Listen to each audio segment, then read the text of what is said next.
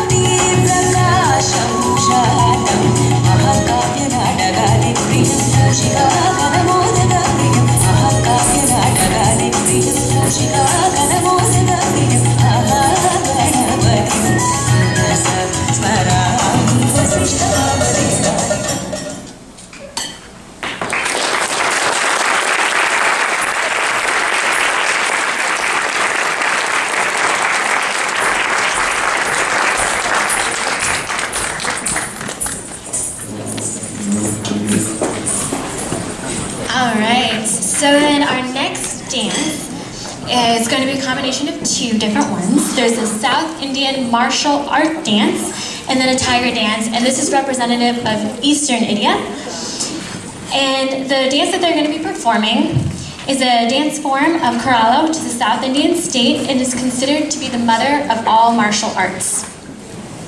The practitioners of the dance have to undergo an intensive form of physical training, all intended to make the body agile, strong, and supple. The ultimate aim is the perfect coordination between the mind and the body. So Karthik will be performing it, and he'll incorporate into the dance, showing us how a warrior is getting ready for a fight. Along with it, he will be performing the East India folk dance, Bhangra. Let's welcome him to the stage.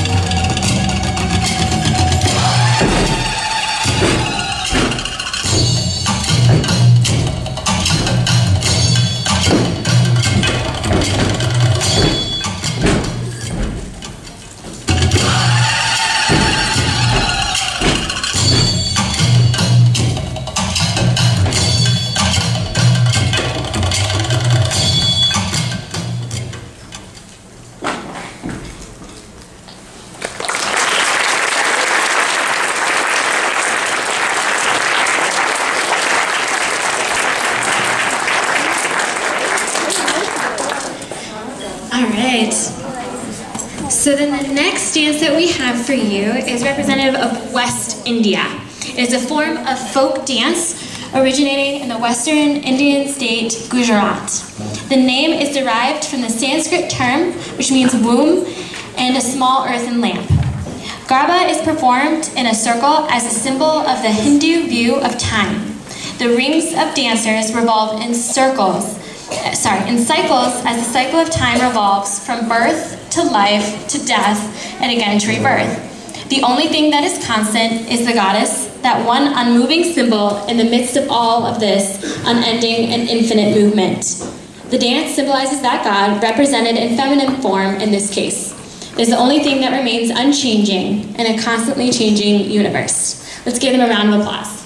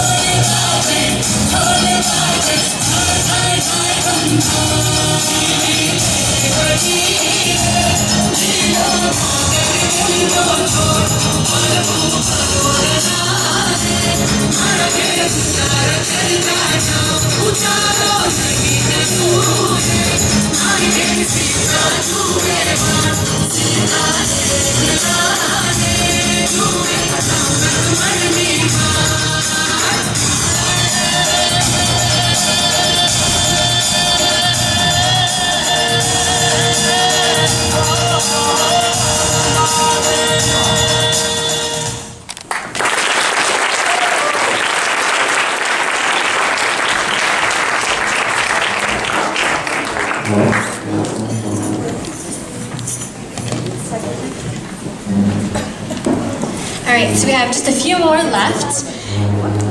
So this next dance is from West Central India. It is called Koli, and it is a dance of the Koli fisher folk. The community has its own distinct identity and lively dances. The dance incorporates elements that this community is most familiar with: sea and fishing. They dance with movements symbolizing the waves, the breakers, and rowing from cliff to cliff and casting of nets to catch the fish. Karthik will be performing on the daily life of a fisherman shown through the dance. Let's give them a round of applause, please.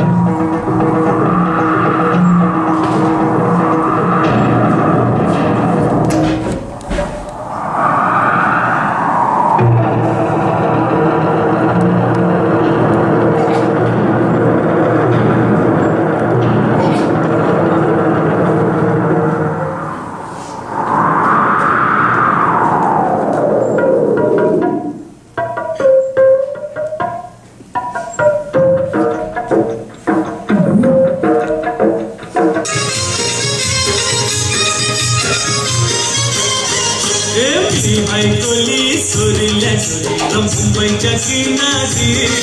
Ano Martin Koli, Hanla Koli, Gatal Zampazadi.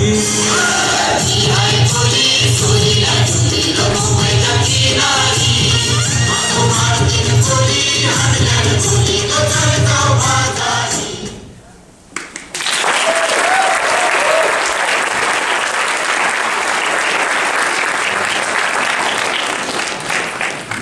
So we're going back to South India for another dance that has a story attached to it. So storytelling is a way of preserving the culture and belief of a tribe or community and passing them to next generations. So this story is from the Hindu mythology of Govardhana Giridhari. So Govardhana Puja is celebrated in India on the day after Diwali. It is the day upon which Lord Krishna defeated Indra, the deity of thunder and rain. As per the story, Krishna saw huge preparations for the annual offering to Indra and questions his father Nanda about it. He debated with the villagers about what their dharma truly was. They were farmers. They should do their duty and concentrate on farming and protection of their cattle. He continued to say that all human beings should merely do their dharma, the eternal and inherent nature of reality, to the best of their ability and not pray or conduct sacrifices for natural phenomena. The villagers were convinced by Krishna and did not proceed with a special prayer. Indra was then angered and fled the village. Krishna then lifted Mount Govardhan and held it up as protection to his people and cattle from the rain. Indra finally accepted defeat and recognized Krishna as supreme. So let's give a round of applause.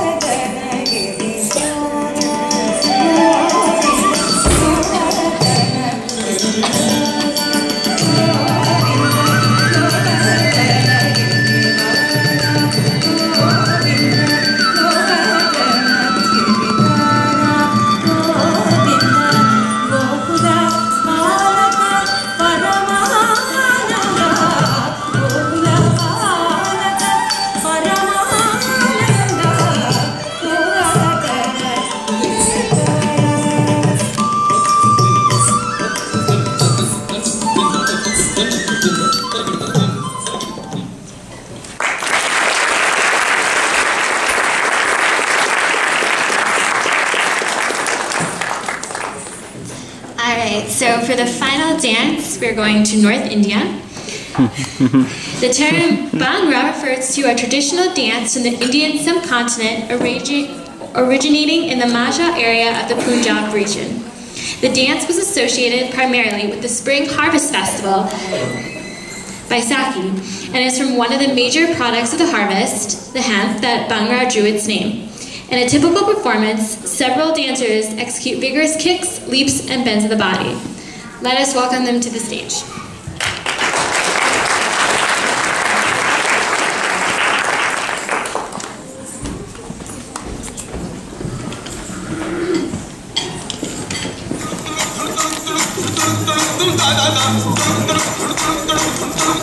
Da da da